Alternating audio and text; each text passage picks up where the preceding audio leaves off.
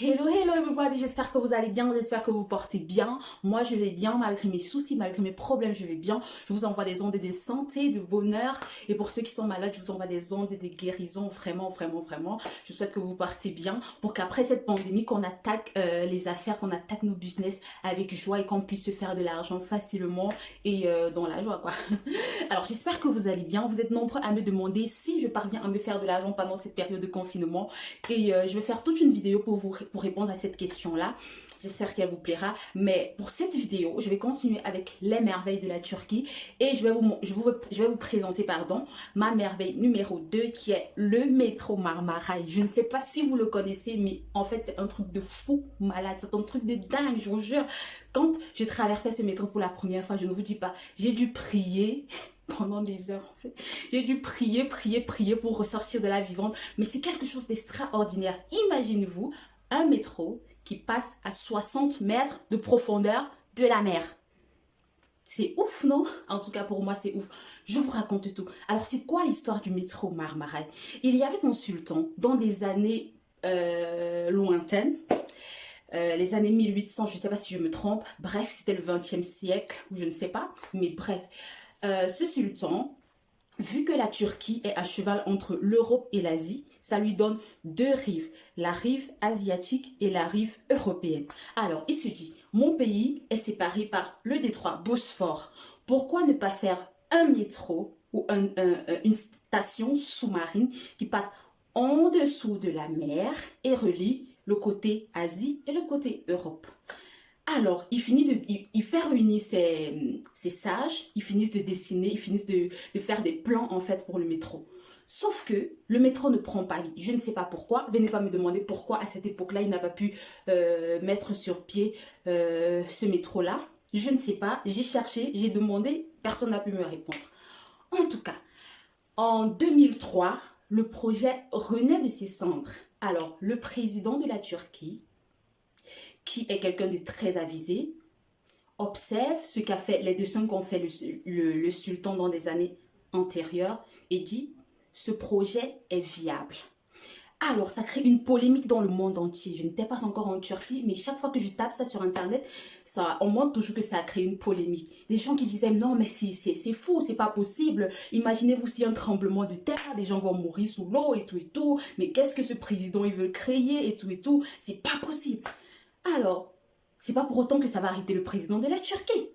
Il regarde à gauche, il regarde à droite et il voit que les métros sous-marins sont la spécialité des Japonais. Alors, qu'est-ce qu'il dit? Il dit, bien, puisque les Japonais ont l'habitude de faire des projets de ce genre, je vais m'adresser à eux, je vais leur montrer les différents plans qu'ont fait les sultans et puis eux, ils me diront ce qu'ils en pensent. Mais moi, je sais que ce projet est faisable et viable. Alors, il fait appel à une équipe de Japonais et il présente le projet. Alors, ils se mettent à travailler, ils creusent 60 mètres en profondeur de l'eau. Pardon, on a été interrompu, donc je disais, ils ont creusé 60 mètres en profondeur de la mer.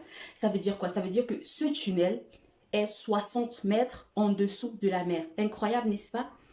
Et il fait, je crois, 13 km et demi ou 14, mais je pense que c'est 13 km et demi. Alors, en 2013, après beaucoup de travail, le projet prend finalement vie et une station métro nommée Marmaray est créée. Pourquoi Marmaray? Simplement parce que ce sont des rails et que ça parcourt la mer Marmara, ça relie la mer Marmara par le Bosphore. C'est pour ça qu'on a donné le nom Marmaray. Alors, je vais vous trouver des images, j'espère, pour vous montrer et peut-être, j'espère, une vidéo, mais sinon, vous aurez des images en tout cas. Alors, pour moi, c'est quelque chose de ouf parce que quand tu es quelqu'un, disons, qui ne sait pas nager et qu'on te dit tu vas parcourir 13 km et demi sous l'eau, imaginez la peur. Alors, je trouve également ce projet, je trouve que c'est une merveille. Pourquoi? Parce que c'est quelque chose qu'on peut voir dans très peu de pays du monde. Moi, j'ai essayé de regarder sur Internet, j'ai trouvé qu'il y en a au Japon, j'ai trouvé qu'il y en a en Turquie, mais je n'en ai pas trouvé plus. Peut-être que j'ai mal cherché, mais en tout cas, il n'y a pas plus de 10 pays au monde qui ont ce genre de construction. Et pour ça, il faut reconnaître que c'est une merveille. Alors, si vous passez par la Turquie un jour, ou si il vous arrive de vous retrouver par ici, n'hésitez vraiment, vraiment pas à emprunter ce métro. C'est quelque chose de ouf. Vous entrez comme ça sous la mer et vous en ressortez malgré la peur bleue et tout et tout. C'est quelque chose d'extraordinaire. Pour moi, c'est la merveille numéro 2. Alors, si vous aussi, vous avez ce genre de projet et que tout le monde vous dit vraiment c'est un truc de fou, c'est pas réalisable, c'est pas, ne vous sentez pas découragé parce que le président turc, il s'est pas senti découragé parce que les gens disaient mais c'est un truc de fou, c'est un truc de malade, s'il y a tremblement de terre, s'il y a machin, s'il y a secousse sismique, machin, c'est pas ça qui l'a arrêté. Donc vous également, quand vous aurez vos projets, vous rencontrez plein de personnes comme ça qui vous diront mais c'est un truc de malade, ça peut pas se faire, ça peut pas, mais c'est pas ça qui doit vous arrêter.